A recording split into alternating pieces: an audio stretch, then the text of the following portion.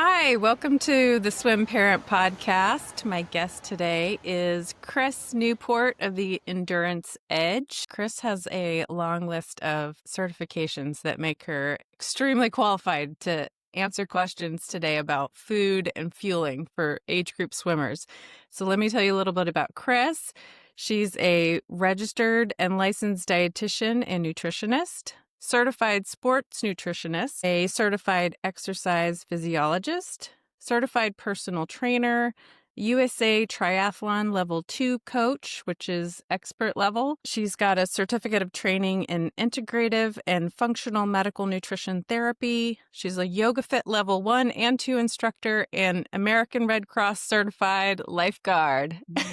That is an amazing list. That's an amazing list. Well, I appreciate that. Yeah. At some point, I'm like, okay, do I need any more letters behind my name? Let's just I get to love helping it. people. I mean, it's clear that this is something that you're passionate about, and I love that. I love that. Absolutely. No doubt. I am, at least in my world, the world's biggest like nutrition and exercise nerd. Like, however I can help people to feel their best in their skin, because at the end of the day, I feel like we all deserve Yeah. to Yeah. be there, right? No matter whether you're Mm-hmm. an age group swimmer or you're, like a stay-at-home mom or you're a 70-something-year-old person sitting on their couch. Like, you deserve to feel good about your body Yeah. and be Yeah. well-fueled.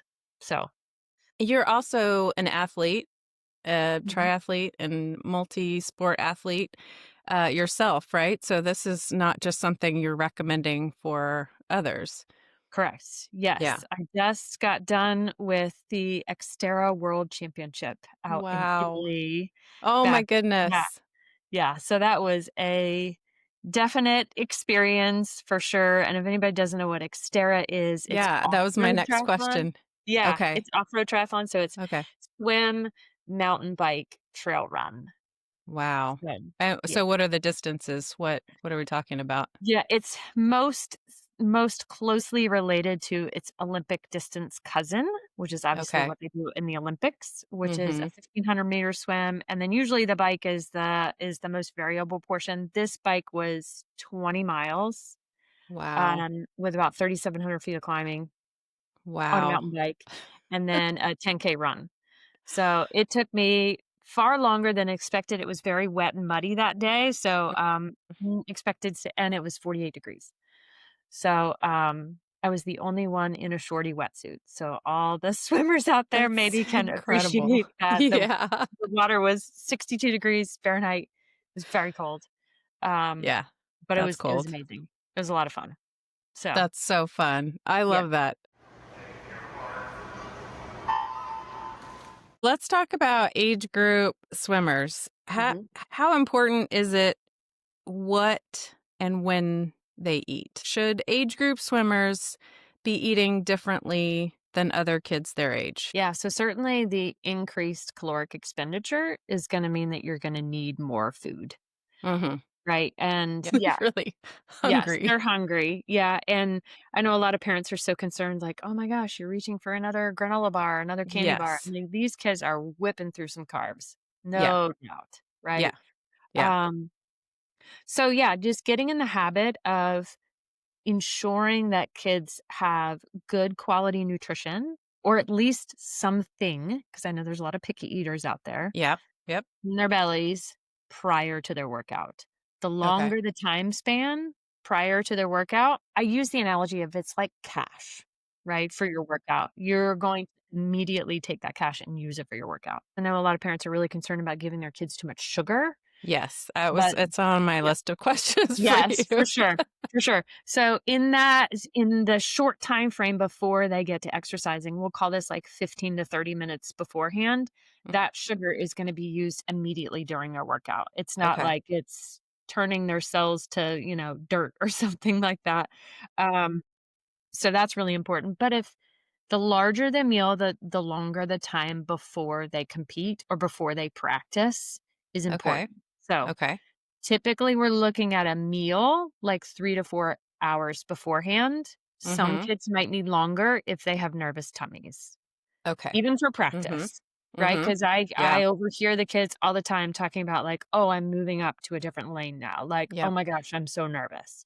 Yeah. Yeah. Mm, so that might be their lunch. It might be, depending on when they're practicing, but typically their lunch usually 3 to 4 hours beforehand. Most of the time isn't that big of a deal, but if they can get something quick and easy into their stomachs 1 to 2 hours beforehand, or even if it's 15 to 30 minutes beforehand, that's great.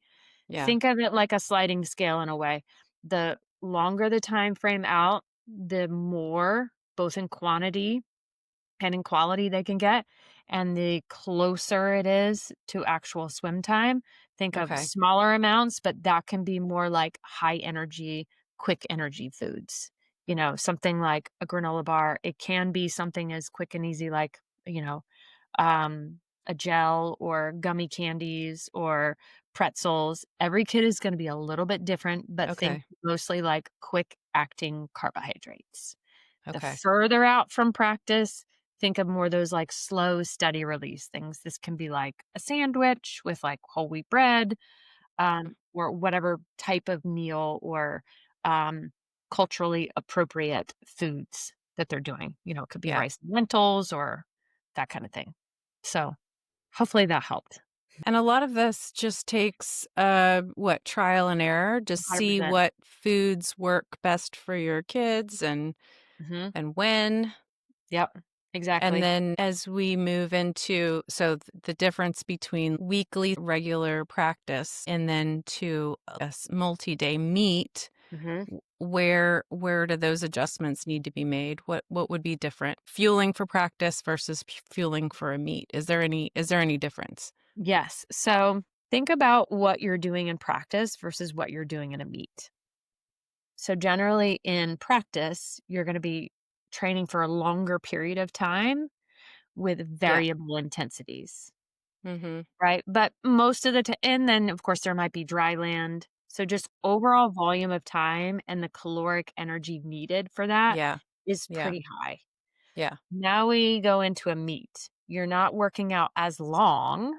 Mhm. You have more of this mental energy that's needed Yes. because, again, there might Yes. be some nerves. So, and everyone handles that process differently, which is why I work very closely with our sports psychologist on staff because everyone has a different response to stress. Some kids get really nervous, they get really nauseous, they might have a little bit of diarrhea. So, some people might be more constipated, some people might feel more bloated, their heart rates might be a little bit higher, so everybody's a little bit different. So I try Yeah. to encourage folks to start on race day or on like meet weekends with thinking about what are some of the foods that you would have if you say had the stomach flu. Oh, Like wow. things that are right, so things that are Mhm. easy to get down.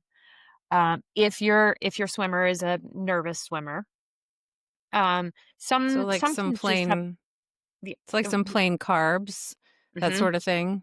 Yep. It can be bread, it can be bagels, crackers. I know a lot of kids, do well with things like Gatorade. There are a million of different types of sports drinks on the market. Finding one that suits their bellies well and isn't like Gatorade for me personally is way too sweet.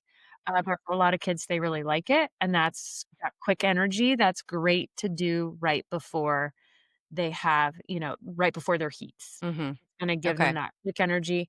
So the challenge becomes is that because it's all day, Uh, because you're spending so much time there, you're naturally gonna need some sort of meals. So I like to think of it more like little bits of grazing rather than having like really big meals. So if they can have little bits at a time, that oftentimes works a little bit better than having like, say, a Subway 12-inch sandwich and chips and a drink. And then 2 hours later, they're like, I'd rather take a nap and Yeah. go get more Okay. water. Yeah. Right. Yeah. So a lot of it is just having conversations with your swimmer of what are the things that you want to eat and can eat in like small quantities. It can be a sandwich. It can be cut up though, like maybe in like a couple different pieces. As triathletes, just as age group swimmers, we love those little like the little peanut butter and jellies in the freezer section, the Yeah. Uncrustables. Yes. They're Yeah. just right. You can take them from the freezer and like use them as like a little ice brick in your cooler as you're, fueling your athlete. So obviously for a kid who's allergic to peanuts or can't do gluten or whatever, that's not the greatest choice. But you can Sure. always make whatever option is good for you. But think on meat weekends, think smaller, but a little bit more frequently. Okay. Um, and then make sure as much of their routine is integrated into the meat weekend as possible.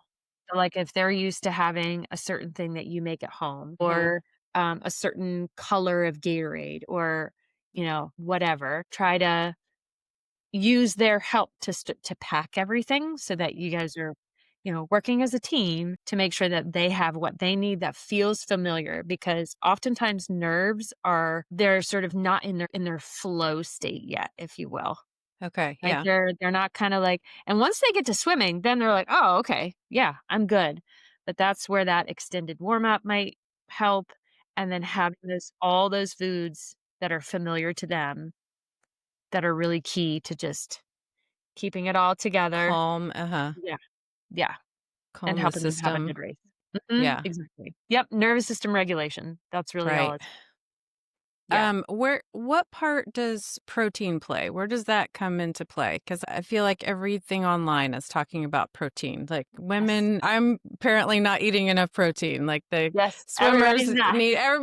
yeah, no one's eating enough protein according Yeah, to the internet. So I would love your thoughts on protein and age group swimmers. Do they need more protein? yeah, In your yeah. opinion, and where do you fit that in? Yes. Obviously not right before a race, right? Yep. So generally we're leaning a little bit more into carbs in that, Yeah. 15, 30 minutes right before they start if they need something. But protein throughout the day is really important to get those essential amino acids sort of sprinkled throughout the day to Mm, serve their lean body mass, aka okay. muscle, Okay. right? So that they're in kind of a two-step process. Not only are we trying to really serve their lean body mass, their Mm, muscle, but they're also growing. Most of the time, depends on the right. age of your Okay. swimmer, Sure. right? But certainly still supporting bone health, even if as they're into like their early 20s, um, and beyond, obviously. So protein, I definitely would encourage, certainly at every specific meal time, that Mhm. you've got a more substantial amount of protein.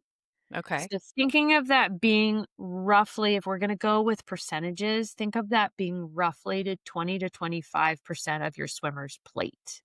Okay. And that could be something like fish or chicken or beef or lentils, beans, that kind of thing. And then having a little bit in a snack is ideal. So it can be everything from like a protein bar, it could be a half a sandwich as a snack, it can be like a cheese stick and an apple. So I like to try to encourage people to do at least 2 foods for a snack to get some of Okay. those essential amino acids, and then at Okay. least 3 foods for a meal. But yes, generally speaking, the recommended sort of government idea is zero point 0.8 grams of protein per kilogram of body weight. So if you take your swimmer's body weight, Yeah. convert it to kilograms by divided by 2.2, you'll get how many pounds they are, and then you can multiply that by zero point 0.8. That's not enough. When we're thinking That's not in very much. No, it's not very much. So when we're thinking of age group swimmers, we're thinking more like 1.2 to 1.8 grams of protein per kilogram of body weight. Okay. If you're going higher than that, I'm not sad about that at all, right? Okay. Um, so as long as your swimmer doesn't have some sort of like kidney issue that their doctor has told them that they have to limit their protein, Mhm. they're probably not getting enough. Try to at least get, if you can get at a sit down, at least we can get 20 grams of protein per meal. That's about 3-ish ounces of, say, like a serving of fish or chicken. You have a bigger swimmer, you need more protein. Right. I mean, that's just like if your swimmer is 6'3" and 185 pounds, you're gonna need more than the age grouper who's, Yes. 4'8" and 85 pounds. Yes. Um, but whatever their plate size is, and as they're serving themselves, just trying to encourage at least a quarter of their plate being from some sort of protein source.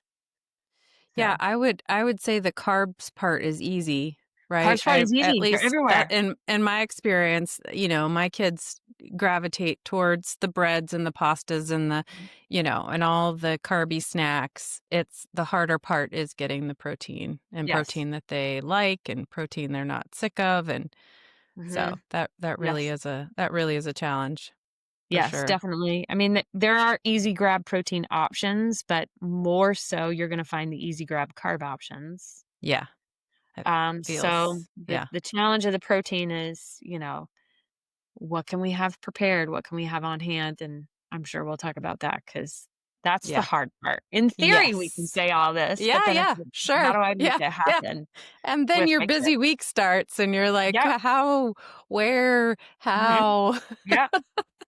I'm Let's talk about hydration. It seems like the awareness around hydration being important for just your average person I mean, people are talking about that more, but then even more so for athletes, right, Yeah. who are Mhm. losing fluids. What part does hydration play for swimmers, Yeah. and what Yeah. should we know? Yeah.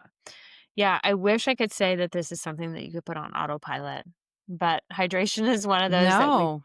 done It's every been morning, hard. every day. It's been hard to push it with my kids who are active, and I know they need to be drinking more. It's a struggle. Yeah, it is. Yeah, it's gotta be one of those things that and then if they're in school, Yep. they probably, they may or may not have a water bottle that's, like, immediately available, and then it's like, I'll ask my kids after school, I'm like, "How many times did you go to the bathroom?" They're like, I didn't." I'm like, "You just went 7 Yeah. hours with Yeah. not emptying your poor bladder? Like, Yeah. what's happening to your kidneys?" So it is ideal if we get a good amount of our hydration, at least it was sort of in this 10-hour window after waking. Certainly Okay. we need beyond then, but a lot of kids, if they're super busy with school and then they're in practice, if they can have a bottle on the deck, that's nice. But that prevents them from drinking all their water right before they go to bed and then interrupting their sleep, which is so Yeah. critical for human growth hormone release and where we can help with that muscle growth and sort of file away all those things that we practiced in the brain. So, yeah, whatever they can do for if it's having a favorite water bottle that they always have with them, um, so that they're always sipping on it regularly throughout the day and encourage them. And they might feel a little awkward, but if you start early, it's less awkward. Encourage them to check their urine color. Show it to be like very pale, like lemonade color.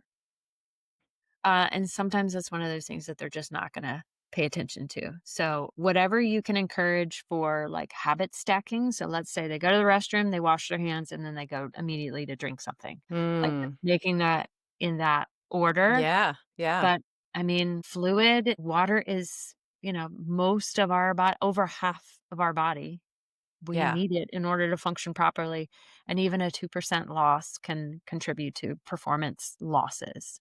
So you don't wanna Wow. feel like you're floating away, but you do wanna Right. have small amounts consistently throughout the day so that your kidneys are, doing their thing. So Definitely. drinking a little bit throughout the day is better than Yeah. chugging 2 bottles of water in a short amount of time. Yes, for sure. Okay. Yeah. Okay. So and the nice part about swimming is that generally your core temperature is gonna be relatively stable because the water temperature is always gonna be, versus like football player out when it's 90 degrees out, they're gonna be sweating more. So Yeah. at least that's nice that that's a consistent thing, but it's just a good habit to have a bottle on the deck so that they can sip on it. Don't forget it. Like put your Yeah. name all over it because I cannot tell you how many water bottles. Like if you want to go water bottle shopping, go Yeah. to Yeah. like, I mean, it's ridiculous. It's like Go to the shelves lost and found. of lost and Yeah. found. So don't make it the typical Gatorade, bottle or whatever. Like, put your name all over it, and Yeah. then they have some ownership of it, and they're more likely to be like, "Oh, I have stickers on it, and it's mine, and I love it," and then they're more likely to actually drink from it. Right. That's So, smart. yeah. So, I'm assuming you recommend water, but do all fluids count? What can we add to the fluid for our kids that will make it, more fun, more interesting Yeah. when they complain about water? Yes, I know, yeah, but it's so interesting how and I have adults who complain about water too. They're like, "Oh, it's just so uninteresting," I you know. know? Some kids are just good with water, right? As long Yeah, as they yeah. have an overall like, you're gonna get some water from your fruits and vegetables and, um, if they're having something like soup or smoothies, they're gonna naturally Okay. get some additional hydration that way, and that's great. If they're bored of water, you can try something like, have you seen the spa waters? Where they, No. like they take water and then they put in, like, cucumbers or lemon Oh, yeah. Yeah, yeah, slices, yeah. right, or, like, Of course. strawberry, and it just yeah, Infused, yeah. used water. Fruit infused, Mhm. mhm. Yes, so, I know some people get really jazzed about those type and you can buy these, like, fancy little, pitchers with the I have infused seen those. right? So if you just want, like, a little That's bit of smart. flavor you can try that. Um, if you wanna add something like, without necessarily doing, like, artificial sweeteners or flavors, there's a product called True Lemon. They've got a whole line of different types of they're almost like lemonades in a way. Hmm, Um and then, like, they're too sweet for me, so and their suggestion is per 16 ounces, I'll mix okay. 1 in, like, 32 ounces, and that's just enough flavor to be like, "Oh, this is tasty," Yeah, let's get that in. You can try sparkling waters if they like sparkling waters or okay. flavored sparkling waters. Electrolytes are sort of all the buzz right Yep. now. Yeah, so if they this is a tricky one, because sweat is like our fingerprints. So Hmm, everyone's sweat content is a little bit different. And interesting. it's harder to tell with swimmers because Okay, obviously they're not, the dry land would be an easier way of telling okay. because there are those swimmers that are just going to be, drenched and super sweaty, Sure. and some who are not. So Yep, some people are just generally saltier than others. So those folks may need some additional electrolytes. interesting. Um, and there's a million and one on the market. Easy ones to start with are Noon and UUN. I don't have any affiliation with these products, but these are just things I'm thinking of off the top of my Yeah, head that are easy to get at like a CVS, a Target, line, whatever, that just have a little bit of electrolytes in them. They tend to be a little bit fizzy. Check the ingredients. I wouldn't necessarily go so hefty as something like an element. Um, okay.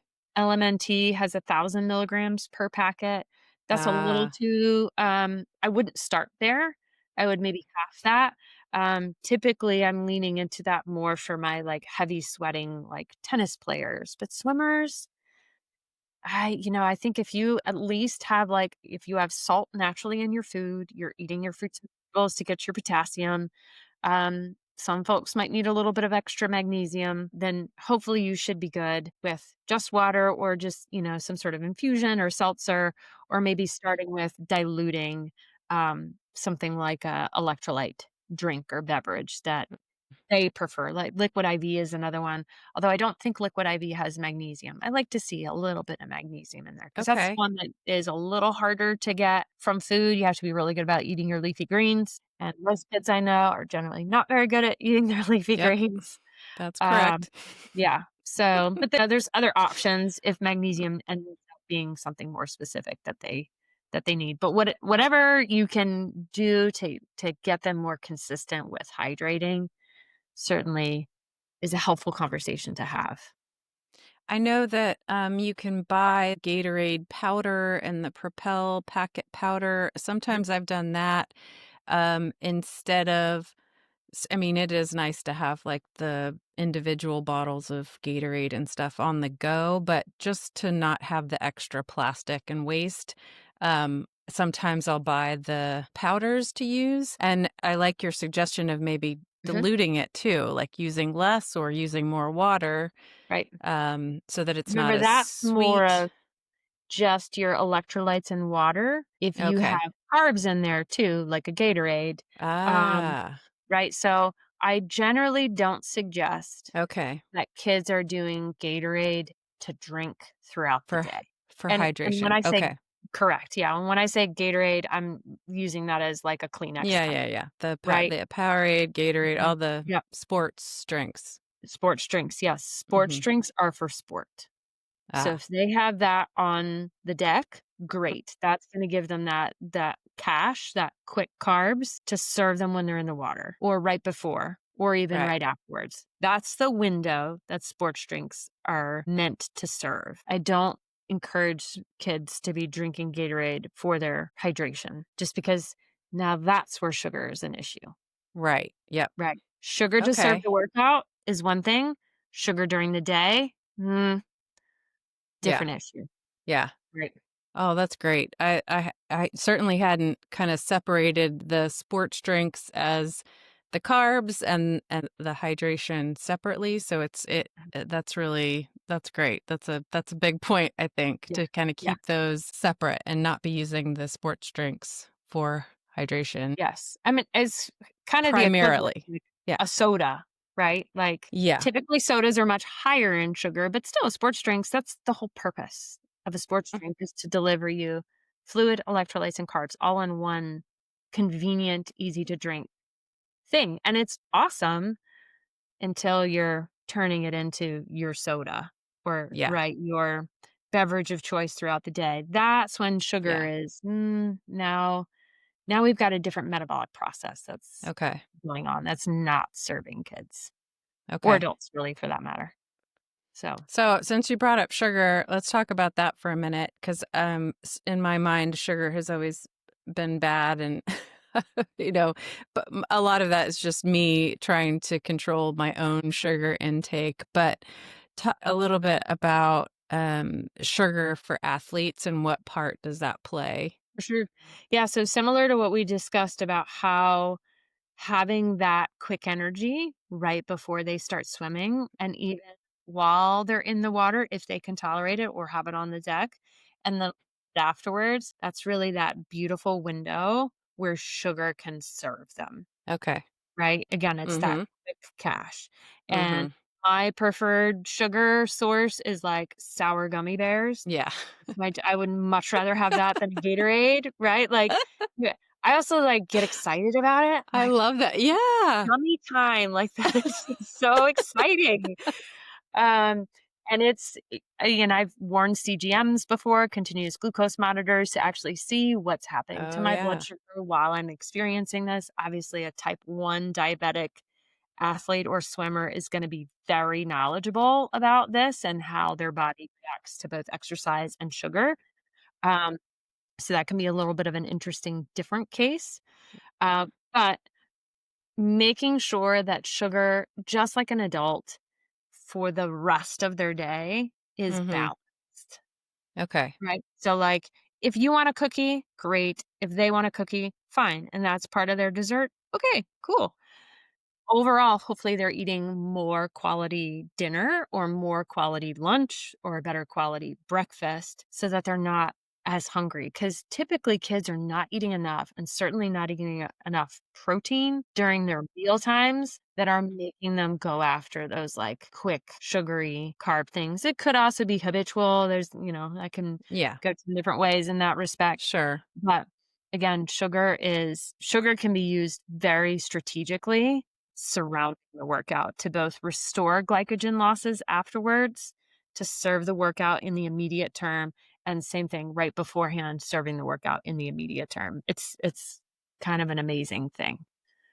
That's So, awesome. That's yeah, great. That's good yeah. to know that it's not all bad No, it is not all bad. It's just and how you can use be it. fun.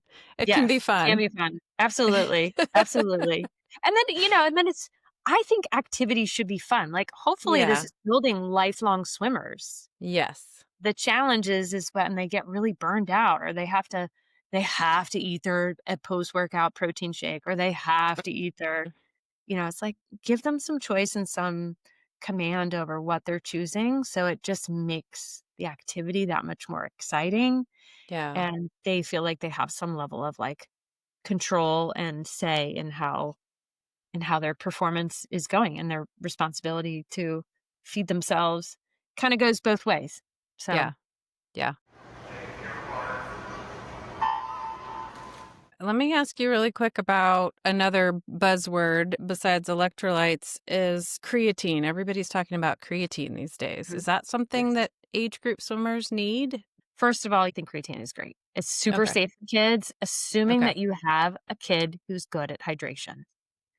If Ah, they are literally not drinking anything during the day, okay. it may not be a good choice for them. Okay. So they gotta get in the habit of doing that before they can insert creatine. It is so insanely ridiculously studied, particular in teens, and, I mean, we're going the whole spectrum. Like, they're going into, like, pediatric populations, brain injury populations, Wow. elderly, I mean, like, all across the board. It's a pretty phenomenal, safe supplement. Okay. So if that fits into the repertoire, great. If your kid is just, like, barely eating protein or eating anything at all, like, yes, creatine might be a good place for you to start Okay. because that's at least ensuring that they're preserving some of their lean mass, if not Okay. harming them. So the other cool part about creatine is we have a couple of different energy systems, and your PCR or your phosphocreatine system is like the first 1 to 3 seconds of, like, pushing off the blocks, like, that's where creatine comes into play. Okay. It can literally serve as an energy source for them, Wow. so that's really, critical there. Yeah. And then if you have a vegetarian or a vegan athlete, their creatine baseline levels are going to be that much lower. Or, a kid who might just need some extra support, like putting on some extra muscle. They might be a smaller athlete. It may fit in. And honestly, it's relatively tasteless. If you Yeah. can put it in, the sort of prime time for it is post workout. You can also do a little bit Okay. pre workout, but it Okay. goes in conjunction. It's synergistic with carbs and protein. Okay. So, which is why most people just throw a scoop into their smoothie with, it can have milk and strawberries, and maybe you put some protein powder in there. Maybe you don't. Maybe you've got some yogurt for protein, or, and, an extra banana or something. And then you just throw that creatine in. I think that of all I'm big on, of all the supplements, that is, I would say, like, higher on the Okay. safe list. Yeah. Yeah. And then safe for sport, I've got a couple of recommendations. I'm happy to send you guys if people are like, "Oh, I don't know what to buy," because the supplement world Yes. is crazy and scary. Yeah. Yeah. Um, so Yeah, it is ideal with powder. So, I'm intimidated by the supplement world for sure.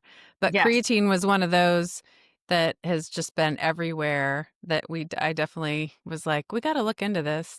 So the key with creatine is you have to take it consistently. Ah, So a lot okay. of folks don't know about the loading phase. That's optional.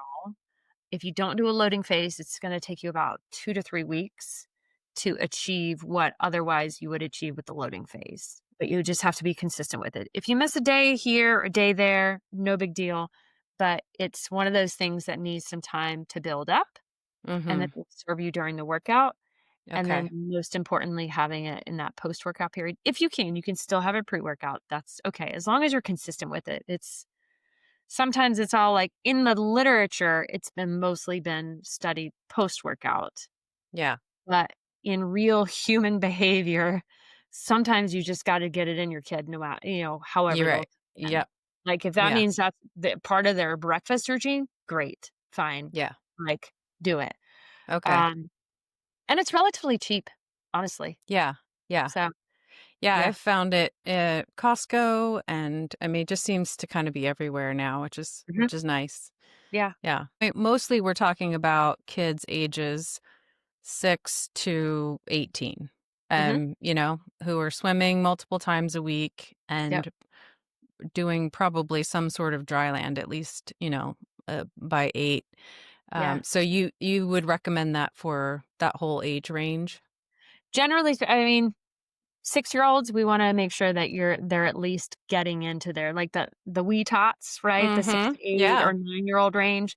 That's just a really good opportunity for them to get used to choosing good healthy foods, Okay. mirroring you and your healthy food choices. They're gonna do whatever they see you guys do.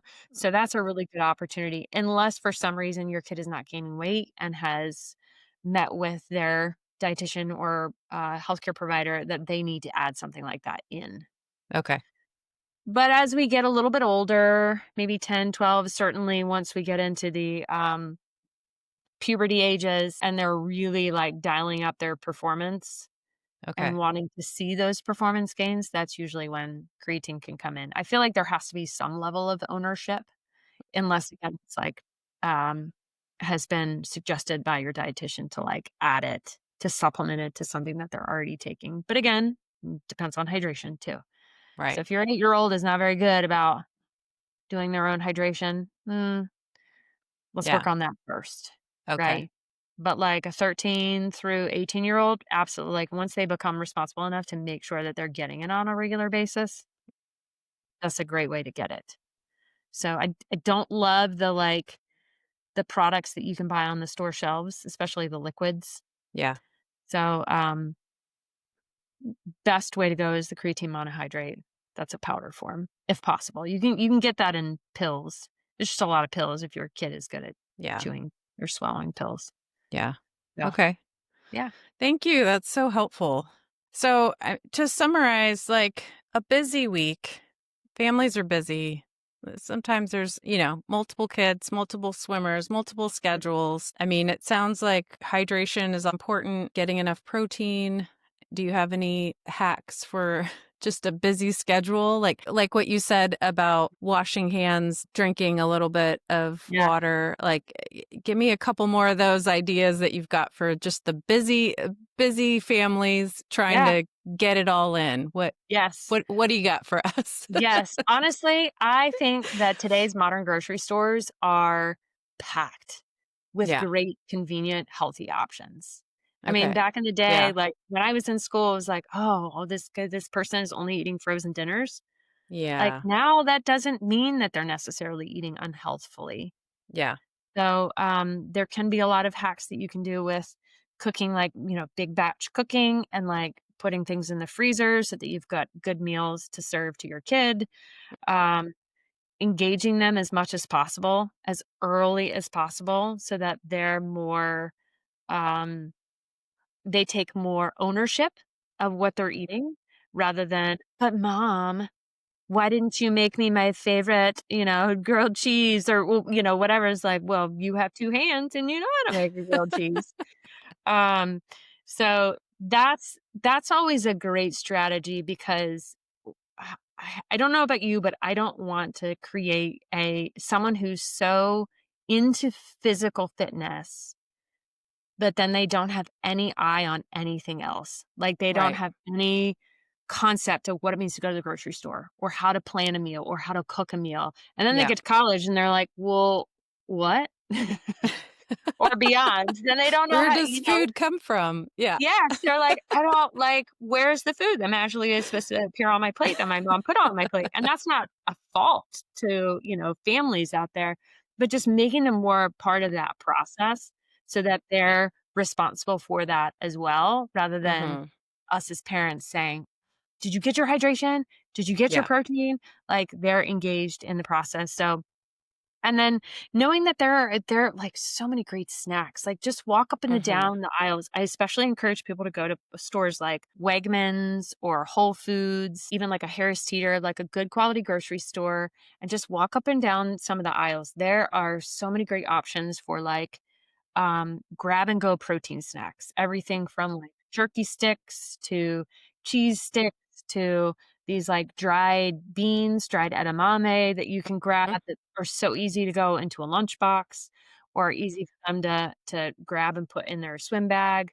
Um, even like the hot bars on some of these places. So I know a lot of folks lean into fast food. There can be some more healthy fast food options, but honestly, like, go to the store. You've got so many good options. Yeah. Frozen food aisle and the fresh food aisle that are pre-made, that are convenient, and can make things just easier on everybody's part. So, Yeah. Yeah. yeah. Thank you. That's great. Those are good Yeah. tips. Yeah. I like talking about food as fuel and how it helps our bodies function and perform versus some of the conversations about diet with the goal of being a certain weight or a certain size or whatever. Right. So, what I've loved about just sports as a whole is being able to approach food and nutrition with my kids, thinking about what we put in our bodies and what it is allowing us to do, is what it's Yeah. fueling the bodies to do. And it feels like a healthier relationship with Yes, food for than sure. just seeing calories as something that's big and scary and Yeah. we shouldn't enjoy. No, I agree. I don't love in the newer nutrition label that calories are so large. Yeah, You look at it and it's, right. not to say that that's not important. It's part of the Mhm. puzzle. Sure. Um, but I like to think of food as fuel, and it can also be a tool and can also be nourishment. I mean, really, like, again, we're trying to support our swimmers not only for the time being, but for a lifetime of wellness. And if Yes. we're not setting the foundation now, Mm. then they're gonna be calling me in 20 years going, "Now I'm overweight because I'm eating like I was when I was a high schooler, and I'm not doing anything." It's like, "Okay, well, it's all about finding that balance and knowing that Yes. food can nourish you and fuel you at the same time." Mhm. And tastes great. And tastes great. It I hope it tastes great. Why do you think I love my gummy bears when I I know, and you can treat yourself to special You gummy totally can. Absolutely, sour did absolutely. you say Sour Patch? Yeah, the sour Yes, gummies. yes, the sour gummies. Oh, Yeah. so good. Yeah. And Yeah. and then I say them, I get excited about them. Yeah. I don't want them at any other They're time, like, that special. yes, for my special Yeah. one. That's nice. Yeah. That's awesome. Something to look forward to before Yes, you push your body to the limits. yeah. It's like a nice fun treat and yeah, yeah. Yeah. So, That's cool. great. Awesome. Can you tell us where people can find you and what sort of services that you offer to Yeah. parents and athletes? Yes, absolutely. So, our website is theenduranceedge.com. And under our services, we've got youth, what we call our Fueling Edge Academy for specifically under our services for youth sports nutrition. So if you're looking for more information about like how much creatine, what type of creatine do I Yep. get? That's in there. What do you eat more specifically pre, during, post? We've got a swimmer specific like fueling cheat sheet in there. We've got a whole load of like recipes for an iron deficient athlete, recipes for an athlete who needs to gain weight, recipes for a vegetarian or a vegan athlete. So like what do I actually feed my kids? So we created this whole Fueling Edge Academy. There's a little community in there. It's That's $97. awesome. I'll hook you guys up with a, coupon code. So that's Yeah. a great place for folks to start if they're like, Okay. "Just need to know what to fuel in before, during, after. Like, what supplements do I need to be thinking about?" Yep. Some cheat sheets for myself, some recipe ideas, that kind of thing. And then if you wanna go sort of on top of that and meet more specifically with me, I've got the option for a quick start consult. It's 30 minutes. It's $99 and they can walk away with, "Here's a very specific protocol that I need for me or for my kid." Sometimes folks do that with their kid. Sometimes they do it just for the parent. Depends on their age. Um, so yeah, usually with kids, they're pretty resilient and they're pretty good about like, especially if they're engaged in the process, they're pretty good Yeah. about being like, "Okay, she told me that I need to eat this at dinner. Like, okay, mom, like, let's go to the store and, I'm going to do it." And they follow through typically really well. So I don't find that there needs to be a lot of follow up in that regard. Unless there's some deeper stuff going on with like gut issues or allergies or things like Okay. that. So those are two good ways of getting a hold of us. I find that my kids usually respond to someone else telling them the Yes. thing. Yes. We're I here for it. We are here for it. Yeah. Yeah. if it sometimes they don't wanna listen to their parents, so if they, hear it from a specialist that they should be Yes. eating this way and feeling this way, so with my kids, it's just my personal experience. It ends up sticking a little bit Yes, better. So, totally. And we are pretty well versed in like behavioral change, and so oftentimes are not talking at them or telling them what to do, but giving them options and then saying, "What do you think is the best option for you?" yeah, And then they choose and then they take ownership of it.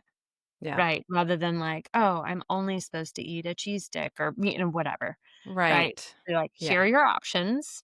What sounds the most appealing to you? Pick, hmm 2 or 3," and then they kind of do the choosing, and it yeah, tends to stick a little bit better. yeah. So, I love that. That's yeah, great. Yay! Thank yeah, you. absolutely. I'll put all the links in the show notes. So those of you listening and watching, we'll have the links for Chris Newport and the Endurance Edge and all the things that she listed in the show notes. So be easy to Yeah, find. And yeah. are you on social media too? Yep. So my, the company one is at the Endurance Edge. And then I also have a personal one. It's Coach Chris RD. But Yay. I don't post too much, but I did just Yeah. post some pictures from Italy. So Oh, nice. to I'll kind of check those explore a out. world. So whew, I'm it was curious. incredible. I'm Yeah. interested. I bet that Yeah. was amazing. Yeah.